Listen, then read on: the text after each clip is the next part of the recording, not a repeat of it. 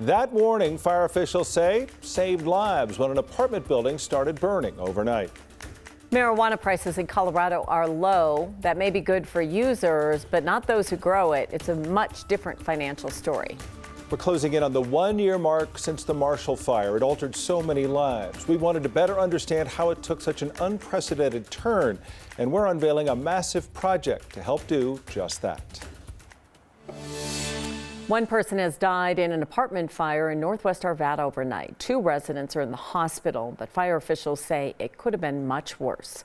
Arvada officers called to this scary scene, didn't waste any time, working together to get residents out of the building. Yeah, 2 officers who helped in the evacuations were among those who were hurt in the fire, though, and 9 News reporter Matt Jablow is live with the latest details. Matt? Tom, the fire started quickly and spread quickly, and residents say if it weren't for the quick actions of Arvada police, the loss of life could have been a lot greater and the number of people hurt a lot greater as well. Arvada police, exit the building! The building's on fire! Police body camera video captured the frantic scene just after midnight. Evacuate the building, it's on fire! A raging fire at the Village West Apartments near 58th Avenue and Urban Street in Arvada. Evacuate the building now! Fortunately, most of the building's residents were able to safely evacuate. But not everyone. Pretty hard news. 1 person died, 2 others were hospitalized, and 3 apartments were badly damaged. Thank God for the officer that, ran in and took the time to bang on everybody's door. Randall Harris lives with his girlfriend and dog in a first-floor apartment that was spared the worst of the fire's damage. It was so close to us. I mean, just 1 unit over and across the hallway, so I'm just thankful that, we got out. Another thankful resident was at home with her 4 children when the fire broke out. I woke up my kids. We got out as quickly as possible. She said she recently moved here with her kids after she was the victim of domestic violence. She asked not to be identified. We have kind of had a hard time just letting it sink in, so we're still kind of in shock from the whole situation. No word yet on the condition of the residents who were hospitalized. 2 Arvada cops were also hospitalized but have been treated and released. The cause of the fire is still under investigation. Kim and Tom. That officer had a big voice and it made a big difference. Yeah. Got people moving. Thanks, Matt. A deadly crash is under investigation tonight after a man in a wheelchair was hit and killed by a sheriff's deputy. The Colorado State Patrol says the El Paso County deputy was on his way to a call in Colorado Springs just after 6:30 this morning when his police SUV ran into the back of a man in a wheelchair who was in a travel lane. The man was thrown from the chair, and authorities say he died on the scene despite efforts to render aid. CSP, the agency conducting the investigation, says there was little light in the area at the time, and the victim was in dark clothing, did not have any reflective markings or lights on the wheelchair.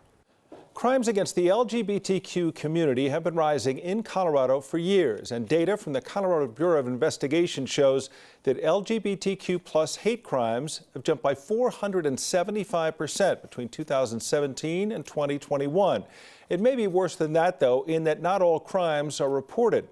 A recent Anti-Defamation League survey showed that 4 in 10 LGBTQ Coloradans say they've been the victim of a hate crime in the last 5 years. Today in Washington, D.C., survivors of last month's Club Q shooting urged lawmakers to address anti-LGBTQ rhetoric, extremism, and violence. The hateful rhetoric we've heard from elected leaders is the direct cause of the horrific shooting at Club Q.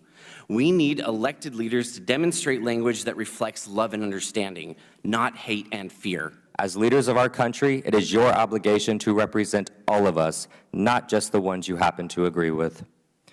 Hate speech turns into hate action, and actions based on hate almost took my life from me at 25 years old. And today, Colorado Congresswoman Diana DeGette introduced a resolution in the House that carried signatures from 115 lawmakers honoring the victims and condemning the hate-filled rhetoric that she says has fueled the rise in attacks on the LGBTQ plus community. As far as LGBTQ history here in Colorado, well, it is complicated. It's also being highlighted in History Colorado's Rainbows and Revolution exhibit. It was put together by the organization's very first LGBTQ curator, Aaron Marcus. Marcus says the exhibit celebrates the major LGBTQ wins in Colorado, but also acknowledges its history of challenges. So there's a lot of good in here. You know, I don't want to focus just on the bad, but I want people to learn from that and see that once you get past the bad, there is good. You know, we just have to keep fighting. The Rainbows and Revolutions exhibit was scheduled to close next month, but History Colorado has decided to extend its stay now through June. Marcus says he plans to add Club Q into the exhibit in some capacity.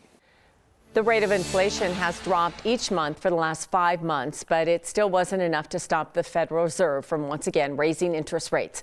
Today, the board raised the key interest rate 0.5%, which is less than the last 4 historically high 0.75% rate increases. The Federal Reserve has actually raised it 7 times this year, affecting rates for credit cards, auto loans, and mortgages. The Fed is scheduled to meet again at the end of January. Interest rates rising again is bad news for the already high cost of living in Colorado. A new study from the Colorado Center on Law and Policy found that a typical family of 4 living in Denver County needs to earn over $91,000 a year to afford standard living expenses. Those are expenses like housing, utility bills, food, and childcare. In Boulder County, that same family of 4 would need $107,000 coming in each year to live without any financial help. The marijuana industry in Colorado continues to slow down. Industry groups say that it's been declining now for more than a year. The latest numbers from the state show yet another decrease in sales. After a spike in 2020, this October saw 20% less revenue compared to the year before. And 9 News reporter Cole Sullivan shows how this is hurting the growers. Cole? Cultivators say they're facing the price squeeze more than anybody else in the industry, Tom. It costs the same amount for them to grow the product as it always has, but now they sell it for much less. Every joint packed, weighed, rolled, and eventually sold means profit. Just less profit than it used to mean for grower Vontrez Wilson. Drastically different. You know, the market has definitely taken a downturn. Since he started his business, Optimum Grow, in 2020, marijuana prices have plunged. Wholesale weed sells for about half as much as it did a year ago, now $658 a pound. I think it was just a matter of oversaturation. You know, a lot of people got into the game, got into the industry. At the start of the pandemic, marijuana demand skyrocketed. Seeing green, more people like Wilson jumped into growing. Now, the industry's coming down from its high. There was more product being produced than there was demand, and you know that's simple. You know, business at that point. You know, supply and demand.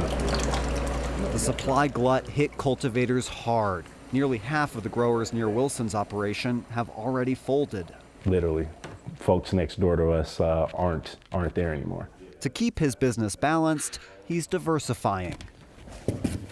Got some dad hats. Hats and hoodies don't sell as fast, but the profit is more reliable. Within this aspect of the business, it's a lot more stability. It's a lot more consistency. He knows exactly how much he'll make per sale, and it adds to his brand, which he hopes will eventually make more people want to buy his weed. This is, you know, the way we see it is the toughest of the tough. If you are able to survive, if you are able to make it through these times right now, it only goes up from here. Wilson says he thinks it might be another year to 18 months before the price stabilizes. Part of that stabilization calculation, he says, will be other growers going out of business, reducing supply. He's hoping he's not one of them. Well, as far as the legal side of this is a very young business. Everyone's continuing to watch it shake out. Exactly. Thank you, Cole.